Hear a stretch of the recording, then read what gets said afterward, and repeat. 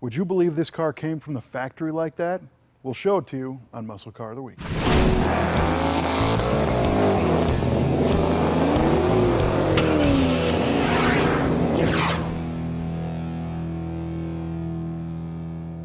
1969 was one of the pinnacle years for muscle car performance, and on Muscle Car of the Week, we try to show you the fastest cars with the biggest engines and the wildest paint schemes or the rarest, most sought-after versions of particular muscle cars. And in this case, this 1969 Barracuda probably isn't really any of those. It's powered by a smaller V8, and it's not the fastest one you could buy that year, but it has a really cool feature called the mod top and the mod interior, which to me is really a reflection on what the automakers were trying to do to grab customers from a youthful age group. This one is definitely a love it or hate it kind of car. Obviously the top has flowers all over it, as does the interior, and the exterior is yellow, a very feminine look. So perhaps they were going for the female youth market with this thing. But I think it's interesting that Chrysler was willing to go to these measures to really, micro focus on a target customer and tailor a car for that person. There are a lot of words we could use to describe this car. Bold. Brash. Beautiful. But only one word really says it like it is. Best. The 1969 Barracuda is the best car of its kind on the highway. The yellow fluoro mod top with or without a matching mod interior. The option that's going to move those young swingers right out of their Mustangs and Camaros into a Barracuda. A lot of times we think of the high performance versions of Mustangs and Camaros and these Barracudas as being the most popular versions of the cars.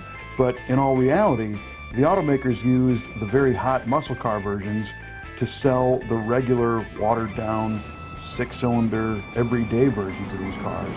And in order to beef up the sales of the lower ends, they turned to different styling tricks and gimmicky stuff, kind of like our mod top that we have here. This car was not intended to be sold to people that were going to go win drag races. This car was intended to be sold to people that were going to drive this every day, to go to work, to go to school.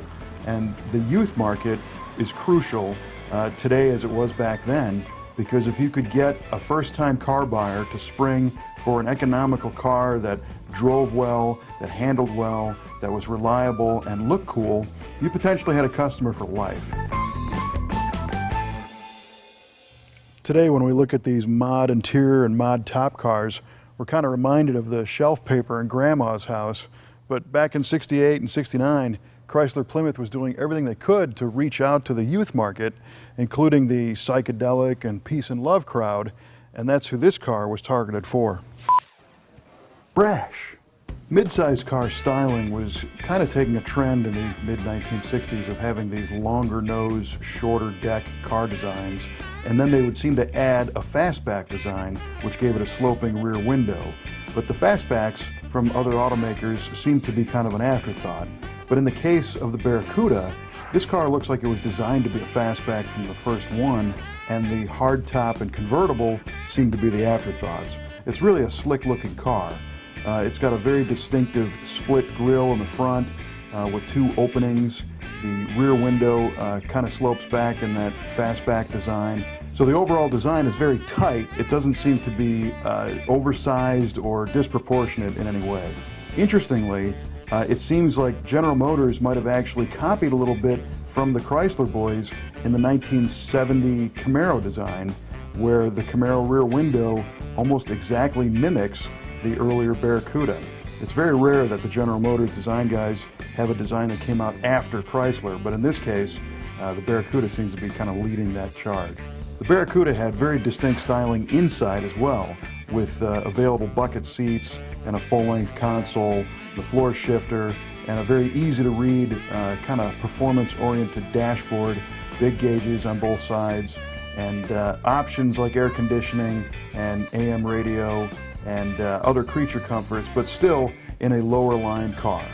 This car was sold new on Wednesday, October 16th, 1968, just a couple days after the first manned Apollo spacecraft took off. The Jimi Hendrix album, Electric Ladyland, was just released. The Vietnam War was in full swing, and there were protests at the Mexican Olympics and civil rights protests all over the country. And it's kind of interesting to think how a crazy top and interior pattern fits in with all that stuff. Bold. These Barracudas were also very lightweight, which meant that even the base model engines provided okay performance. You could get this with a base model 225 slant 6 engine making 145 horsepower, but a bunch of different V8s. The base V8 made 230 horsepower, which is kind of what we're seeing in our car. This one originally had a 2-barrel on top of this 318, but somebody had changed it to a period correct factory 4-barrel intake manifold and carburetor, although they retained the original 2-barrel carburetor and intake manifold with the car. So it still has its all original pieces should somebody want to restore this thing to being, perfectly concourse correct.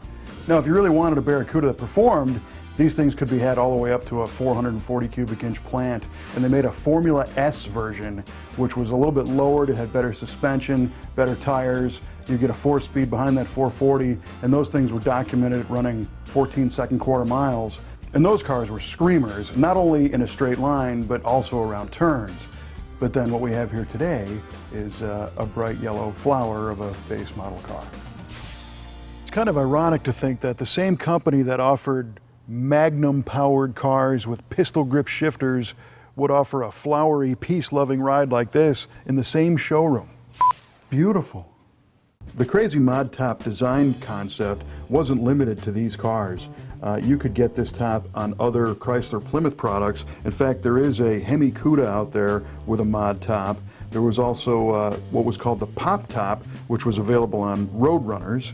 And it crossed over to some Chevrolet products, as there were some Camaros made with mod tops as well. The option was like $98, and they sold 937 of these in 1969. And this one is number 90 of 118 listed in the official mod top registry. I can't imagine them offering a mod top and interior option on a brand new Dodge Dart. But if they did, would you buy one? Leave us your comments. And if you want to watch more of these videos, you can check them out on our website at MuscleCarOfTheWeek. I just noticed there's no zeros on the speedometer. What the heck were they thinking?